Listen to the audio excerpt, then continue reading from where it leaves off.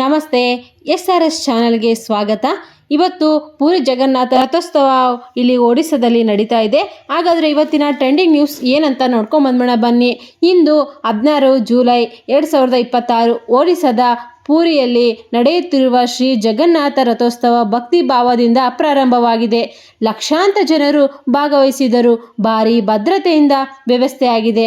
ಹಾಗೆಯೇ ಪೂರಿ ಜಗನ್ನಾಥದಲ್ಲಿ ಬಲಭದ್ರ ಹಾಗೆಯೇ ಸುಭದ್ರ ದೇವತೆಯರ ರಥೋತ್ಸವಗಳು ಇವತ್ತು ಶಾಸ್ತ್ರೋಕ್ತವಾಗಿ ಎಳೆಯಲ್ಪಟ್ಟವು. ಹಾಗೆಯೇ ಆ ರಥೋತ್ಸವಕ್ಕೆ ಇಲ್ಲಿ ಕರ್ನಾಟಕದಿಂದ, ತಮಿಳುನಾಡಿಂದ, ಎಲ್ಲ ಕಡೆಯಿಂದನೂ ಕೂಡ, ಎಲ್ಲ ಪ್ರದೇಶದಿಂದ ಕೂಡ ಹೋಗ್ಬಿಟ್ಟು ಆ ರಥೋತ್ಸವದಲ್ಲಿ ಪಾಲ್ಗೊಳ್ಬೇಕು ಅಂತ ಹೇಳ್ಬಿಟ್ಟು ಲಕ್ಷಾಂತರ ಜನರು ಎಲ್ಲಿಂದನೂ ಹೋಗ್ಬಿಟ್ಟು ಪಾಲ್ಗೊಳ್ತಾರೆ.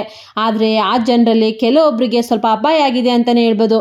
ಅದು ಗಂಭೀರ ಅಪಾಯ ಆಗಿದೆ ಅಂತಲೇ ಹೇಳ್ಬೋದು. ಒಬ್ಬ ಮಗುವಿಗೆ ಇಲ್ಲಿ ತುಂಬನೇ ಉಸಿರುಗಟ್ಟುವಂಥ ತೊಂದರೆ ಆಗಿಬಿಟ್ಟು ಆ ಮಗು ಮರಣ ಹೊಂದಿದೆ ಅಂತಲೇ ಹೇಳ್ಬೋದು. ಹಾಗೆಯೇ ಇನ್ನು 100 ಜನಕ್ಕಿಂತ ಹೆಚ್ಚಾಗಿ ಜನರಿಗೆ ಅಪಾಯ ಆಗಿದೆ ಅಂತಲೇ ಹೇಳ್ಬೋದು. ಹಾಗೆಯೇ ಇಲ್ಲಿ ವರದಿ ಪ್ರಕಾರ ಎಲ್ಲರೂ ಕೂಡ ಹೇಳ್ತಾ ಇದ್ದಾರೆ, ಭದ್ರತೆ ಇತ್ತು, ಪೊಲೀಸರಿದ್ದರು, ಎಲ್ಲ ಕಡೆಯಿಂದನೂ ಕೂಡ ಸುರಕ್ಷತೆ ಇತ್ತು ಅಂತ. ಆದರೆ ಕೂಡ ಏನು ಮಾಡೋಕ್ಕಾಗುತ್ತೆ, ಅಷ್ಟು ಜನ ಒತ್ತೊತ್ತಾಗಿ ಎಲ್ಲ ಕೂಡ ಒಂದೇ ವೇಳೆಗೆ ಬಂದ ಮೇಲೆ ಇನ್ನು ಯಾರನ್ನೂ ಕೂಡ ತಡೆಯೋಕ್ಕಾಗ್ದೇ ಆ ಥರ ಅಪಾಯ ನಡೆದಿರ್ಬೋದು. ಆದರೆ ಈ ಘಟನೆ ಯಾಕೆ ನಡೆದಿರ್ಬೋದು ಅಂತ ನಾವೀಗ ನೋಡ್ಕೊಂಬಂದ್ಬೇಡ. ರಥೋತ್ಸವಕ್ಕೆ ಲಕ್ಷಾಂತರ ಭಕ್ತಾದರು ಒಂದೇ ಸಮಯದಲ್ಲಿ ಸೇರಿಬಿಟ್ರು. ಆಗ ರಥದ ಸಮೀಪದಲ್ಲಿ ದರ್ಶನ ಪಡಿಬೇಕು, ಆಗ ಎಲ್ಲರೂ ಕೂಡ ಒಂದೇ ಬರೆ ಹೋಗಬೇಕು ಅಂತ ಹೇಳ್ಬಿಟ್ಟು ಒಂದೇ ದಿಕ್ಕಿನಲ್ಲಿ ಬರ್ತಾ ಹೋದ್ರು. ಆಗ ಇದರಿಂದ ಪ್ರವೇಶ ಸುತ್ತ ಸ್ವಲ್ಪ ಕಡಿಮೆ ಆಗ್ತಾ ಬಂತು, ಜನರು ಹೆಚ್ಚಾಗ್ತಾ ಬಂದರು. ಒಬ್ರಿಗೊಬ್ರು ಪರಸ್ಪರ ಅಂಟುಕೊಂತ ತಳ್ಳುಕೊಂತ ಒಳಗಡೆ ಬರ್ತಾ ಇದ್ರು. ಈ ಗೊಂದಲದಿಂದ ಕೆಲವೊಬ್ಬರಿಗೆ ಉಸಿರಾಟ ತೊಂದರೆ ಶುರುವಾಯಿತು, ಗಾಯಗೊಂಡ್ವು. ಅಲ್ಲಿಗೆ ಅಧಿಕಾರಿಗಳು ಬಂದುಬಿಟ್ಟು ಅದನ್ನೆಲ್ಲ ತಡೆಯಕ್ಕೆ ಶುರು ಮಾಡಿದರು, ತನಿಖೆ ಕೂಡ ಶುರು ಮಾಡಿದರು. ಆದರೆ ಕೂಡ ಜನರು ಯಾರ ಮಾತನ್ನು ಕೇಳ್ದೇನೆ ಆ ಥರ ಒಳಗಡೆ ನುಗ್ಗಕ್ಕೆ ಟ್ರೈ ಮಾಡೋದ್ರಿಂದ ಒಬ್ರಿಗೊಬ್ರಿಗೆ ಅವ್ರಿಗೆ ತೊಂದರೆ ಆಗೋಕ್ಕೆ ಸ್ಟಾರ್ಟ್ ಆಯಿತು. ಹಾಗೆಯೇ ರಥ ಸಮಯದಲ್ಲಿ ಎಲ್ಲರೂ ಕೂಡ ನಾನು ಮುಂದು ನೀನು ಮೋದು ಅಂತ ಬರೋಕ್ಕೆ ಸ್ಟಾರ್ಟ್ ಮಾಡಿಬಿಟ್ಟು ಎಲ್ಲರೂ ಕೂಡ ಒಬ್ರಿಗೊಬ್ರು ಕಾಲು ಒಬ್ರಿಗೊಬ್ರು ಕೈ ಅವ್ರದವ್ರೆ ತಿಳ್ಕೊಂಡ್ಬಿಟ್ಟು ಅವ್ರಿಗವ್ರಿಗೆ ಗಾಯಗಳು ಶುರುವಾದವು. ಇದರಲ್ಲಿ ಲಕ್ಷಾಂತರ ಜನರಿಗೆ ಅಲ್ಲಿ ಸ್ಥಳವಿಡುವಷ್ಟು ಸ್ಥಳವಿದ್ದರೆ ಕೂಡ ಈ ಜನರು ಸ್ಥಳ ಇಲ್ಲ ಅನ್ನೋ ಥರ ಒಬ್ಬರ ಮೇಲೆ ಒಬ್ಬರು ಬರ್ತಾ ಹೋಗ್ತಾ ಇದ್ದರೆ ಅಲ್ಲಿ ಪೊಲೀಸರು ಕೂಡ ಅವ್ರ ಕೈ ಮೀರುವಷ್ಟು ಅವರು ಇದು ಮಾಡಿದರು, ಕರ್ತವ್ಯ ಮಾಡಿದರು. ಆದರೆ ಕೂಡ ಈ ಜನ ಬಿಡಲೇ ಇಲ್ಲ, ಒಬ್ಬರ ಮೇಲೆ ಒಬ್ಬರು ಬರೋಕ್ಕೆ ಸ್ಟಾರ್ಟ್ ಮಾಡಿಕೊಂಡು ಅದರಲ್ಲಿ ಒಬ್ರಿಗೊಬ್ರು ಉಸಿರು ತಗಲ್ಬಿಟ್ಟು ಉಸಿರಾಟ ಸಮಸ್ಯೆ ಶುರುವಾಗ್ಬಿಟ್ಟು ಸ್ವಲ್ಪ ರುದ್ರ ಆಗಿರ್ಬೋದು, ಸ್ವಲ್ಪ ಮಕ್ಕಳಿಗೆ ತುಂಬಾ ತೊಂದರೆ ಆಗಿದೆ ಅಂತ ಹೇಳ್ಬಿಡೋದು.